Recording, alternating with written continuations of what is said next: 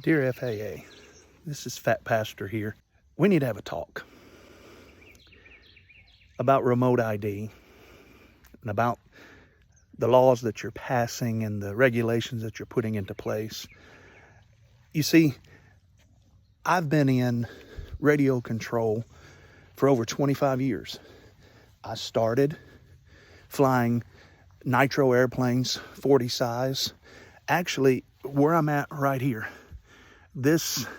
where I live now, this house over here is this house right here, this is my uncle's house. Where I'm at here, this is where I live now, and the house right over here, we used to have a house there. That's where I raised. This was an open field, and we would fly these trees back here behind me.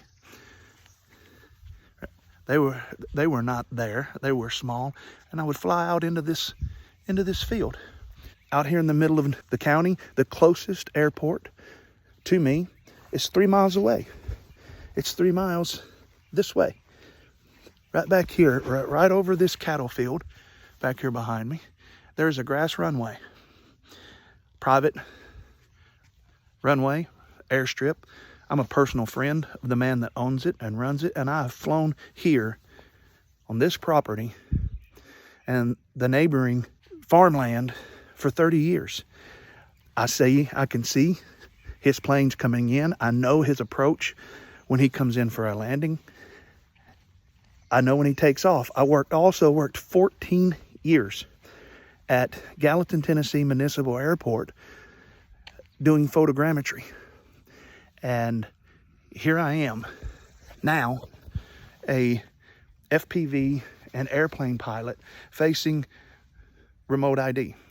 My biggest problem with it is that Congress tasked you, and I know, having worked at the airport, having worked and experienced manned flight for many years, I know most of you guys in the FAA are smart guys.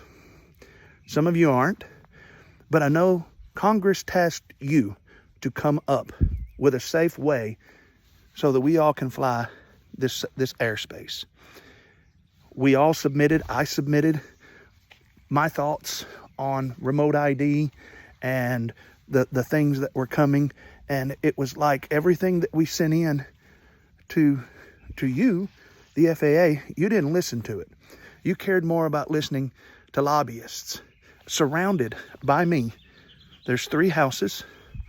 One's my uncle, one's me, one's my brother, and then 290 acres around here. And I won't be able to fly without remote ID. This is crazy.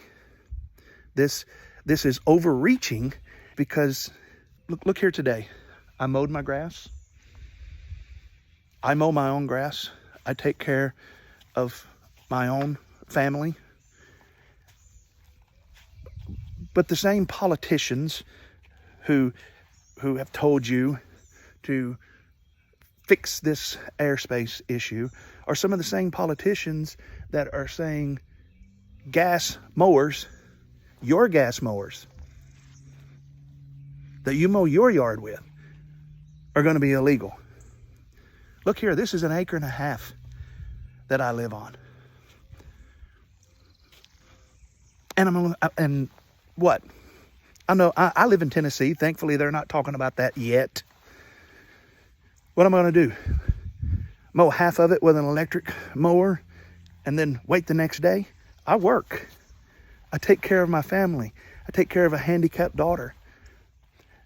I take care of a church full of people. I have 9 acres across from our church that we want to turn into a FRIA for STEM, teaching young people how to fly. But everything I'm seeing, that's not going to happen, because it's within 4 miles of a private runway that I have talked to the owner of that grass runway. He knows me personally, and he knows that when I see his plane or any manned airplane in the sky, I'm going to bring my craft down. Even if I have to crash it, I'm going to bring it down.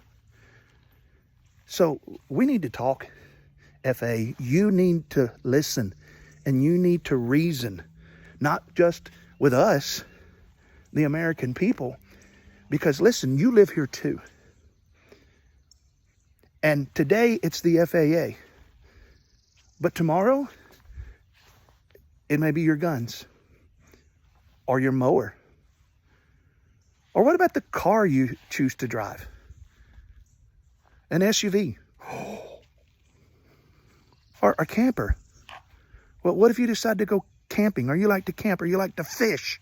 Whatever it is you like to do, it's just a matter of time before these same politicians get paid by lobbyists to come after the thing you love. We're not asking for you not to do your job, FAA. We're asking you to think. I primarily fly sub 250. I do. And people's like, oh, FhatPastor, you don't have to worry about it. Come on. I know that it's just a matter of time before you say, well, we're having a hard time differentiating between what is sub 250 and what's not. So we're going to change the rules again, arbitrarily. Now everything, every UAV, every unmanned aerial vehicle is going to have remote ID. I fly UMX ultra micro airplanes in this yard. Notice my windsock. I have a windsock. It's been up there for years because I fly UMX ultra micro airplanes. Little foamies, the Horizon, Radian, the Turbo Timber. I take them off from this driveway and I fly them around below the tree canopies 90% of the time. Highest trees here, I've measured them with my Mavic, 90 feet. 90 feet. I fly around them all the time. But you will. Because what's going to happen is you're going to put this app out there. Every Karen in the country is going to pull it up. And they're going to complain. I'm lucky. I live in the country, surrounded by 290 acres. Cows back here, all in this field. My uncle on one side, my brother on the other side. I'm fortunate. But other people, there's going to be Karens out there. They're going to pull up their phones, and they're going to see someone flying, and they're going to call the cops. And the average cop is not going to be able to tell the difference between a 5-inch above 250 grams, unless they've got scales, or a 3-inch sub 250. Definitely the public's not going to be able to tell the difference. So there's going to be an enormous amount of phone calls on this. And here's another thing you're not thinking of, FAA. I'm a law-abiding citizen. I have a concealed carry permit. All of my vehicles are registered. My camper's licensed and registered. I pay my taxes. I work. I do the things I'm supposed to do. I obey the law. Never been arrested. 50 years old. I've never been arrested. Never done anything to be arrested. But now you're telling me I can't do the hobby that I've done for almost 30 years. Here's the thing. Anybody can pull up that app. And it's not going to take long. You see, in between the airport and ministry, which I'm a pastor, I worked for 7 years for the court systems, doing drug and alcohol counseling, family counseling, domestic violence counseling. I dealt with the underbelly, as some would call it, of society. These are just people, most of them, people that fell on a hard time. But listen, I know this. Counseling crackheads, meth addicts, heroin addicts for 7 years. If they have an app that they can freely get on their phone that will give them the location of someone flying a Mavic or any radio control. The radios, they get $100 for them at a pawn shop. If you're flying FPV, the goggles average $300. Come on. You're smarter than that, FAA. How many people are going to get killed? How many people are going to get mugged and going to get robbed because someone pulls up an app and says, oh, look, there's this one person flying all by themselves on a farm. Of course, they come on a farm, they're putting their own jeopardy at stake. Most farmers around here carry. But what about in the park? Some teenager who's wanting to obey the law, puts a remote ID on their airplane, their park flyer, ultra micro airplane. They take it to a park and they start to fly. Gangbangers, heroin addicts, pull it up on an app and they say, easy target. That's on you. That's on you, FAA. There's a better way. And listen, the time's going to come. The uproar will come when you overreach, that these senators and these congressmen will eventually have a Me Too moment. And you think they're going to take credit? You think they're going to take responsibility? No, sir, they come to you. I'm talking to you, leaders in the FAA. I'm talking to the brass at the FAA. They're going to come to you and they're going to say, you messed up. You didn't listen to the people. You caused this to happen. The first teenager that gets killed over $1,000 Mavic, and it goes all over the news, they're coming for you. Think. There's better ways to do this. There's better ways to do this. About as long as we fly below the canopies. You know the thing, and I've heard the argument, well, that's all well and good for airplanes and stuff, but what about when life flight comes in? Have you ever seen life flight come in? I worked at an airport for 14 years. I've seen it come in a lot. I've seen the transfer from the life flight helicopter to the airplane. Dozens upon dozens of times. That helicopter comes in and it circles. It's got a cop there. It's got a paramedic there. It's got somebody there watching the skies, telling it where it can land, watching out for phone lines, power lines, this kind of stuff.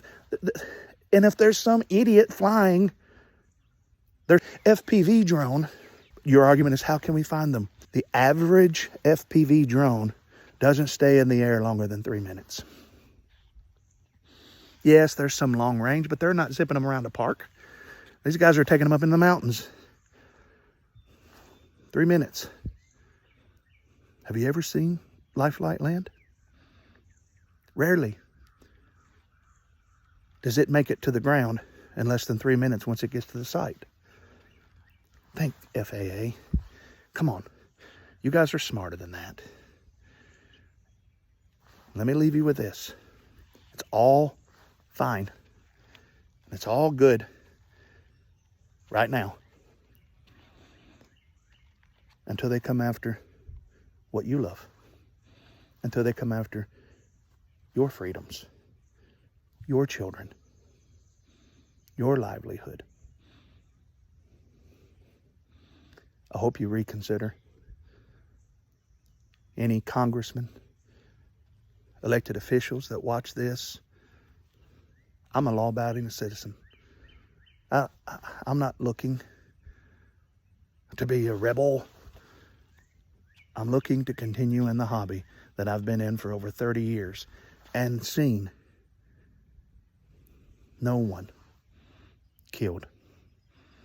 Only one person in 30 years that I see get hurt, and it was his fault because he stomped an airplane that was on fire, and he stomped the fuel tank and it come up his leg.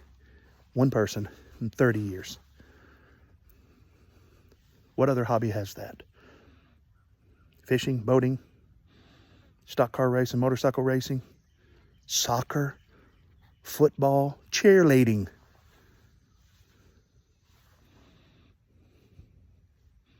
Where does it end? I know where it's starting. September. It actually started when you refused to listen to all of the thousands of letters that came in. Think, FAA. We're here. Share my video if you want to. Use it if you want to. But think, we're headed down a bad road. Everybody that's in the hobby, remember, this is FhatPastor here. Whatever you're doing, remember, keep flying. Rise up and meet me in the air.